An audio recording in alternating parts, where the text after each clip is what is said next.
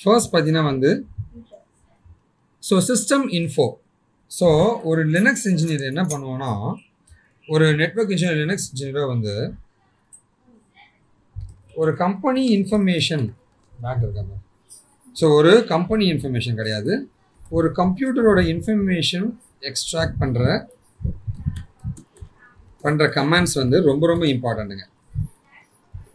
சரிங்களா, ஓகேவா? So user name -a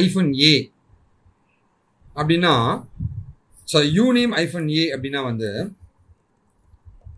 இந்த பர்டிகுலர் சிஸ்டமோட இன்ஃபர்மேஷன் எல்லாமே எடுத்துரும். என்னது?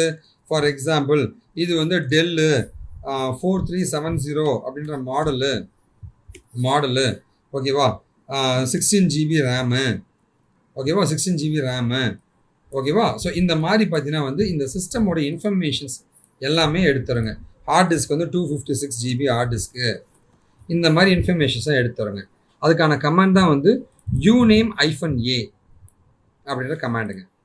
இது வந்து ஒரு சிஸ்டத்தோட இன்ஃபர்மேஷன் எல்லாமே, இந்த லினக்ஸ் ஆப்ரேட்டிங் சிஸ்டம் என்ன மாதிரி லினக்ஸ் ஆப்ரேட்டிங் சிஸ்டம் இது அப்படின்ற மாதிரி இன்ஃபர்மேஷன்ஸ் தான் எடுத்ததாக தான் வந்து இந்த யூநேம் -a அப்படின்ற கமாண்டுங்க. சரியா? அடுத்தது பார்த்தீங்கன்னா வந்து இந்த கம்ப்யூட்டரோட பேர் வேணும் அப்படின்னா வந்து ஹோஸ்ட் நேம். ஸோ கம்ப்யூட்டரோட நேமுங்க, இது உனக்கு வேணும் அப்படின்னா வந்து ஹோஸ்ட் நேம் அப்படின்னு சொல்லுவாங்க. இங்கே பாருங்க, நான் வந்து இதுதான் என்னுடைய கம்ப்யூட்டருங்க. ரைட் கிளிக் பண்ணுறேங்க, ப்ராப்பர்ட்டிஸ்க்கு போகிறேங்க. ப்ராப்பர்ட்டிஸ்க்கு போனேன் அப்படின்னா வந்து என்னோட கம்ப்யூட்டரோட ப்ராப்பர்ட்டிஸ் எல்லாமே வருங்க. இந்த கம்ப்யூட்டருங்க ரைட் கிளிக் பண்ணுறேங்க, ப்ராப்பர்ட்டிஸ்க்கு போகிறேங்க. ப்ராப்பர்ட்டிஸ்க்கு போகும்போது பார்த்தீங்கன்னா வந்து என்னோட கம்ப்யூட்டரோட ப்ராப்பர்ட்டிஸ் எல்லாமே இப்போ டிஸ்பிளே ஆக போகுதுங்க. கொஞ்சம் ஸ்லோவாக இருக்குங்க. பாருங்கள், ஸ்டோரேஜுங்க, கிராஃபிக்ஸ் கார்டுங்க, இன்ஸ்டால் ரேமுங்க, இது பாருங்கள், இதுதான் அந்த டிவைஸோட டீட்டெயில்ஸ் எல்லாமே. இந்த மாதிரி இன்ஃபர்மேஷனை நம்ம எடுக்கிறது தான் வந்து இந்த ஷோ சிஸ்டம் இன்ஃபோ. ஹோஸ்ட் நேம்னா என்ன? இந்த கம்ப்யூட்டரோட ஹோஸ்ட் நேம் பேர் இதுதான், டெஸ்க்டாப் -plp. இதை நம்ம ரீநேம் பண்ணலாமா? இதை நான் ரீநேம் பண்ணுறேங்க, வெங்கட் அப்படின்ட்டு ரீநேம் பண்ணுறேன். இப்போ என்னுடைய வந்து என்னுடைய நேம் என்னன்னு பார்த்தீங்கன்னா வந்து, ஸோ என்னுடைய ஹோஸ்ட் நேம் பார்த்தீங்கன்னா வந்து இந்த நேம்ங்க. Restart later. சரிங்களா, ஓகேவா? அடுத்தது அப்டைம். இந்த கம்ப்யூட்டரோ இந்த ஆப்ரேட்டிங் சிஸ்டமோ எவ்வளோ நேரமாக ரன் ஆகிட்டு இருக்கு, how much time this operating system is running. சரியா? அடுத்தது பார்த்தீங்கன்னா வந்து டிஸ்க் யூசேஜுங்க. டிஸ்க் யூசேஜ்னு பார்த்தீங்கன்னா வந்து ஸோ இதை கிளிக் பண்ணுறேங்க. இந்த டிஸ்க் யூசேஜ் எவ்வளோ டிஸ்க் யூஸ் ஆகிருக்கு, எவ்வளோ ஃப்ரீயாக இருக்குன்ற இன்ஃபர்மேஷன் எல்லாமே இந்த df-h அப்படின்ற மாதிரி இருக்குங்க. ஓகேவா? ஒரே நிமிஷங்க. ஸோ இது பார்த்தீங்கன்னா வந்து டிஸ்க் ஃபைலுங்க. அதில் வந்து -h பார்த்தீங்கன்னா வந்து இட் வில் டிஸ்பிளே எவ்ரிதிங். இது வந்து ஒரு ஆப்ஷனுங்கம்மா. ஓகேவா? ஸோ அதே மாதிரி பார்த்தீங்கன்னா வந்து ஒரு ஃபோல்டர் இருக்குது அப்படின்னா வந்து அந்த ஃபோல்டரோட சைஸுங்க.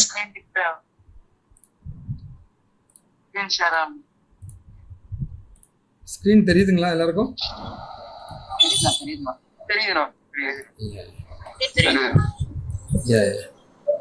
சரிங்களா? இப்போ ஒரு ஃபோல்டர் இருக்குன்னா வந்து அந்த ஃபோல்டரோட சைஸுங்க. மியூட் பண்ணுங்க. இங்கே பார்த்தீங்கன்னா வந்து நான் ரைட் கிளிக் பண்ணுறேங்க, ஷோ மோர் ஆப்ஷன்ஸுக்கு போகிறேங்க. சரி, நான் ப்ராப்பர்ட்டிஸ்க்கு போகிறேங்க. இந்த ஃபைலோட சைஸ் 159 MB.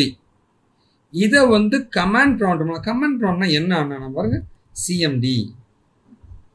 இந்த மாதிரி வந்து கமாண்ட் ப்ராம்ப்ட்ல வந்து கமாண்ட் ப்ராம்ப்ட்ல அடிப்பாங்க.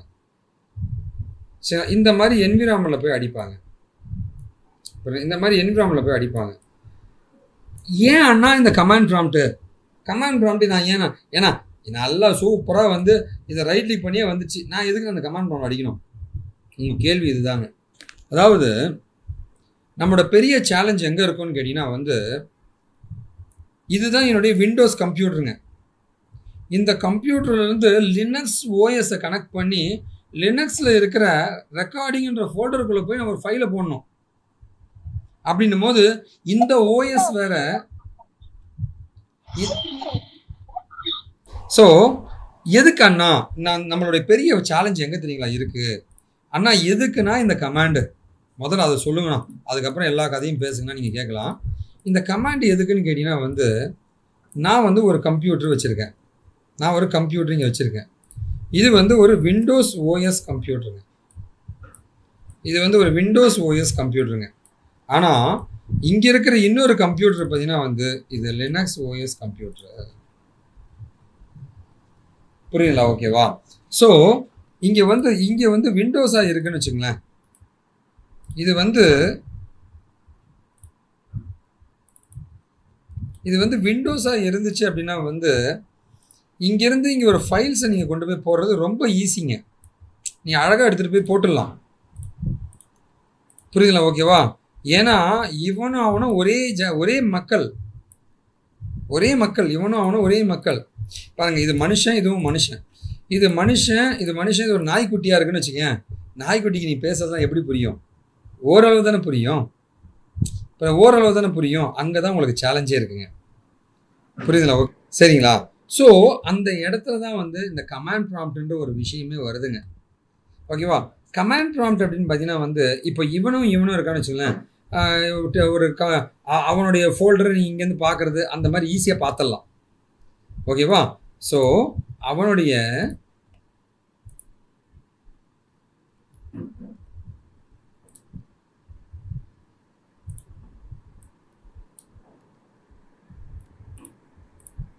சரிங்களா? ஓகேவா?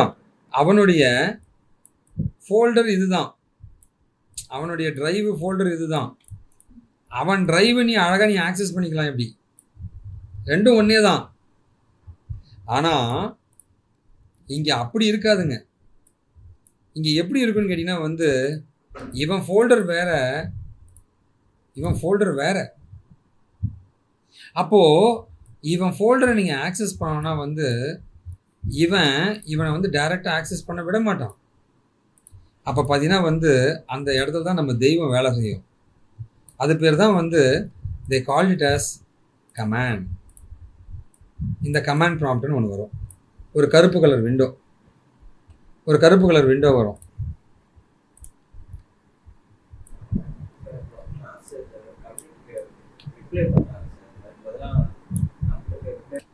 சரிங்களா?